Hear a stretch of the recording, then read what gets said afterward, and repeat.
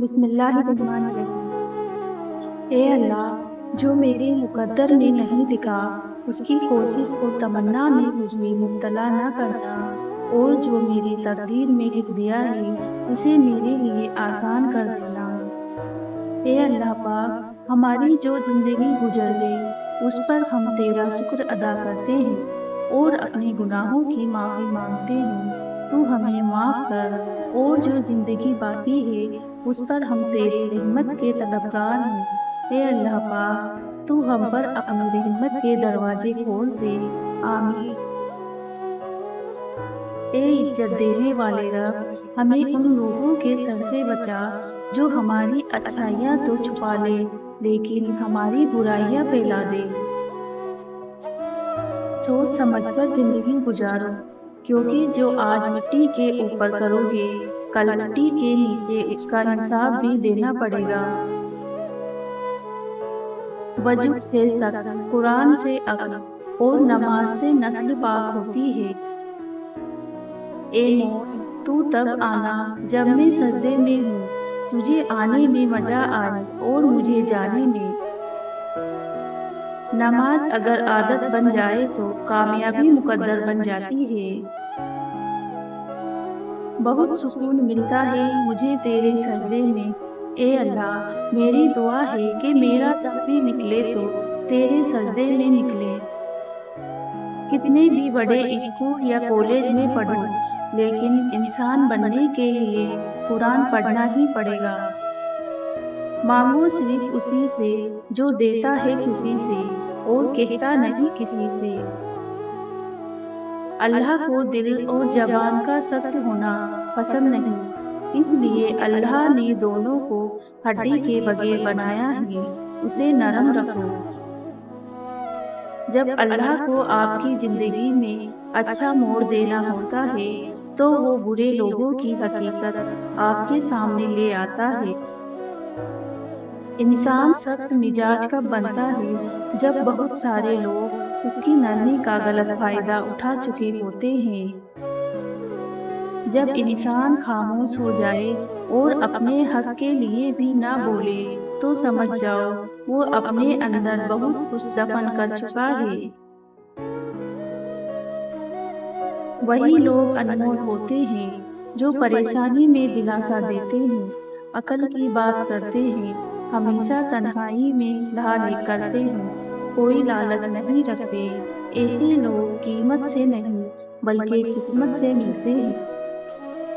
کبھی بھی خود کو اتنا قیمتی مت سمجھنا کہ ہر کوئی تمہیں دل سے نکال دے، کیونکہ جس چیز کی قیمت زیادہ ہوتی ہے اسے اکثر لوگ چھوڑ دیتے ہیں۔ انسان کو اس کے حالات نہیں، خیالات پریشان کرتے ہیں۔ حالات تو وقت کے ساتھ بدلتے رہتے ہیں، لیکن خیالات کو بدلنا آسان نہیں ہوتا۔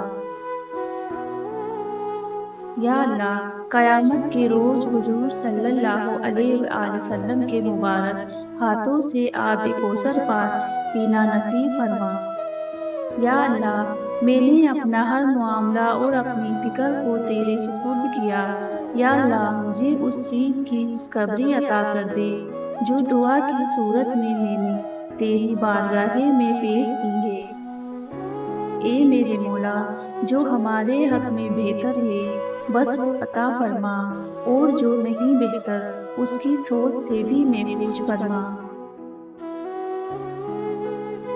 یا اللہ، ہمیں اچانک موت سے بچانا، موت سے پہلے مغفرت مانگنے کی توفیق عنایت فرمانا۔ یا اللہ، میرا اور میری اولاد کا دل اپنی عبادت کی طرف پھیر دے، آمین۔ یا اللہ، زندگی میں ایسے نیک اعمال کرنے کی توفیق عطا کر جن اعمالوں سے تو راضی ہو جائے، آمین ثم آمین۔ جس کو اللہ نے دعا کی توفیق دی وہ قبولیت سے محروم نہیں رہ سکتا، جس کو اللہ نے استغفار کی توفیق دی وہ مغفرت سے محروم نہیں رہ سکتا، جس کو اللہ نے شکر کی توفیق دی وہ نعمت سے محروم نہیں رہ سکتا۔ یا اللہ، مجھے ہدایت نصیب فرما، آمین۔ یا اللہ مجھے موت کی سختی سے بچا، آمین۔ یا اللہ مجھے قبر کے عذاب سے بچا، آمین۔ یا اللہ میرا خاتمہ ایمان پر فرما، آمین۔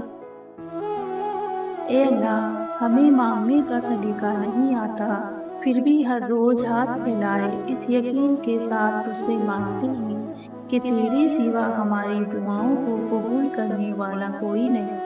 اے مالک ہماری ٹوٹی پھوٹی دعاؤں کو نہ دیکھ، ہمارا تجھ میں جو یقین کامل ہے اس کو دیکھ اور ہماری حاجتوں کو پورا کر۔